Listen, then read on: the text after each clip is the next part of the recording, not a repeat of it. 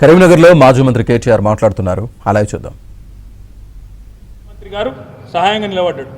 అట్లే ఇవాళ హెచ్సియు విషయంలో వెంటనే ఇన్వెస్టిగేషన్ ఆదేశించండి. మీరు నిజంగా బీజేపీ కాంగ్రెస్ ఒకటి కాకపోతే వెంటనే ఆదేశించండి. వెంటనే ఆర్బీఐని, సివిసిని, సిబిఐని రంగంలో దించండి. అట్లాగే సుంకిశాల, అట్లాగే ఎస్ఎల్బీసీ ఎక్కడ పోయింది మీ ఉత్సాహం? ఎక్కడ పోయింది ఎన్డీఎస్ఏ? ఎందుకు రాదు అంటే బీఆర్ఎస్ ఉన్నప్పుడు చిన్న ప్రమాదం జరిగినా ఉరుక్కుంటూ వస్తారు. బీఆర్ఎస్ ప్రభుత్వం ఉన్నప్పుడు గుర్తుందా గవర్నర్ గారు ఎట్లా వ్యవహరిస్తున్నాను? ప్రతి చిన్నదానిలో దొరుకుతుండే, ప్రతి చిన్నదానిలో కాలాల్లో కట్టబెడుతుండే. మరి 16 నెలలుగా గవర్నర్ లాపతా ఎందుకు అంటే ఇవాళ బ్రహ్మాండంగా వారు పూర్తి స్థాయిలో ఒకరికొకరు అండర్స్టాండింగ్ ఉన్నారు. 80% ఇప్పటికే కంప్లీట్ అయిన కరీంనగర్ మానేరు రివర్ ఫ్రంట్ని రేవంత్ రెడ్డి చేయడు, బండి సంజయ్ అడగడు. అంటే వాళ్ళకి కావాల్సిన పనులేమో కలిసి చేసుకుంటారు. ఎక్కడెక్కడ ఏం చేయాలా చీకట్లో కూర్చొని చేయలు కలుపుకున్న కాడ కలుపుకుంటారు, చేసుకునే పనులు చేసుకుంటారు. కానీ ప్రజలకు సంబంధించిన అంశాలు రైతు బంధు ఇవ్వకపోతే అడగరు, రుణమాఫీ రాకపోతే అడగరు, నెలకు 2500 ఏమని అడగరు, 6000 గ్యారంటీ 6 గ్యారంటీ లేదని బీజేపీ ఒక్కడు మాట్లాడాడు. ఎంతసేపు కేసీఆర్ని తిట్టాలి, మా పార్టీని తిట్టాలి తప్ప రేవంత్ రెడ్డి మీద నోరెందుకో లేవది. ఎందుకు వాళ్ళ ప్రభుత్వం మీద ప్రధానమంత్రి వచ్చిండు కదా. ఆర్ఆర్ ట్యాక్స్ అని ఎవరు మాట్లాడింది? మొదలు రాహుల్ రేవంత్ ట్యాక్స్ అని. మరి ఎక్కడ పోయింది ఇవాళ మోడీ గారి స్వరం? ఎందుకు మూగపోయింది బీజేపీ? ఎందుకు విచారణకు ఆదేశిస్తలేరు రేవంత్ రెడ్డి మీద? అందుకే మేము అనేది 2 ఢిల్లీ పార్టీలు, ఒకటి సంచులు మోసే పార్టీ, ఇంకోటి చెప్పులు మోసే పార్టీ, వీళ్ళెన్నటికీ తెలంగాణకు న్యాయం చేయలేరు. ఈ గులాబీ జెండానే తెలంగాణకు శ్రీరామ రక్ష. అది చెప్పడానికి ఏప్రిల్ 7 సార్.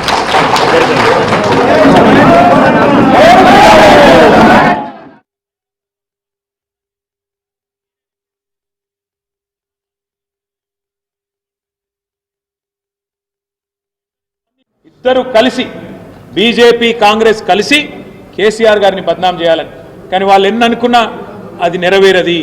ఎందుకంటే మేడిగడ్డ ఎక్కడైతే వీళ్ళు ఏదో జరిగిందని చెప్పి అభూత కల్పనలు సృష్టిస్తున్నారో ఇప్పటికే అది జరిగి 16-17 నెలలు అయింది. మధ్యలో భూకంపం వచ్చింది. మేడిగడ్డకు కొద్ది దూరమే ఎపి సెంటర్ ఉండే భూకంపానికి. అయినా ఆ అతి భారీ భూకంపాన్ని కూడా తట్టుకొని నిలబడ్డది మన మేడిగడ్డ, మన కాళేశ్వరం. అట్లాగే 28 లక్షల క్యూసెక్కులు వరద వచ్చిన ఆ వరదను కూడా తట్టుకొని నిలబడ్డది మేడిగడ్డ. అందుకే కరీంనగర్ ఉమ్మడి జిల్లా రైతాంగం తరపున మేము ప్రభుత్వాన్ని డిమాండ్ చేస్తున్నాం. గతంలో కూడా మేము అందరం పోయినాం, ఎమ్మెల్యేలం, ఇన్ఛార్జీలం, కాళేశ్వరం కూడా పోయినాం. కిందికి నీళ్లు వృధాగా పోతున్నాయి, దయచేసి పైన చేన్లు ఎండుతున్నాయి. అప్పర్ మానేరు నుంచి మొదలు పెడితే కింద మంతిని దాకా చేన్లు ఎండిపోతూ ఉన్నాయి. మీరు కేవలం మా మీద కోపంతో, మా పార్టీ మీద కోపంతో, కేసీఆర్ గారి మీద ద్వేషంతో, కేసీఆర్ ఆనవాళ్ళు ఉండొద్దని చెప్పి ఇవాళ కిందికి నీళ్లు ఆంధ్రాకు సముద్రానికి పోతుంటే వృధాగా గుడ్లప్పగించి చూస్తున్నారు కదా. మీరు అనుకుంటే 3 నెలల్లో ఆ కాంట్రాక్టర్ తయారుందని చెప్పిండు, ఒక్క పైసా కూడా ప్రభుత్వానికి పడదని చెప్పిండు, నేనే రిపేర్ చేస్తాను కూడా చెప్పిండు. ఆ పని చేయించండి అని చెప్పి ఉమ్మడి కరీంనగర్ జిల్లా రైతుల తరపున అడుగుతా ఉన్నాం. వెంటనే స్పందించి ఈ ఎండాకాలంలోనే మేడిగడ్డకు రిపేర్ చేస్తే మరి మళ్ళా పంటలు ఎండిపోయే పరిస్థితి ఉండదు.